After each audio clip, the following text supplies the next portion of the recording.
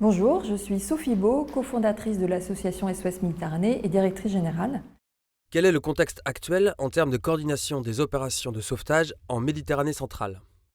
Le contexte actuel d'intervention en Méditerranée centrale est extrêmement complexe. Depuis 2018, la responsabilité de la coordination des sauvetages a été transférée des gardes-côtes italiens aux gardes-côtes libyens. Ce sont donc les gardes-côtes libyens qui sont censés être l'autorité maritime compétente sur cette grande zone de détresse. Malheureusement, ce système est totalement dysfonctionnel.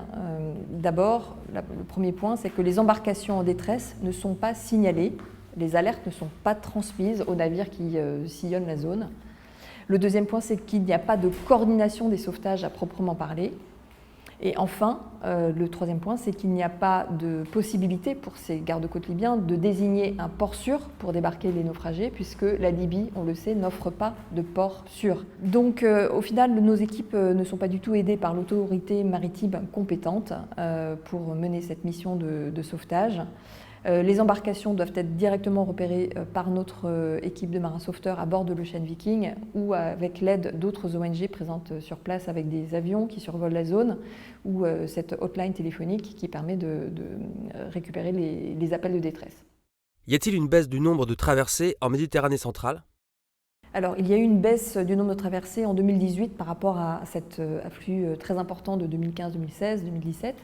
Et puis depuis, en fait, ça fait 3 ans que le nombre de traversées repart à la hausse sur cet axe de Méditerranée centrale, parce que tout simplement, les personnes qui sont prises au piège en Libye, dans ces réseaux de traite, fuient l'enfer libyen par tous les moyens. Donc sur l'année 2020, l'Organisation internationale des migrations rapporte 62 000 environ tentatives de traversée, et sur l'année 2021, on est déjà à plus de 80 000 qui sont répertoriées, donc en hausse. Il y a aussi une hausse du nombre d'interceptions par les gardes-côtes libyens. Les personnes sont retournées dans cet enfer libyen qu'elles viennent de fuir. C'est environ la moitié des personnes, donc environ 40 000, qui ont été retournées par les gardes-côtes libyens. Quelle capacité de sauvetage y a-t-il actuellement en Méditerranée centrale?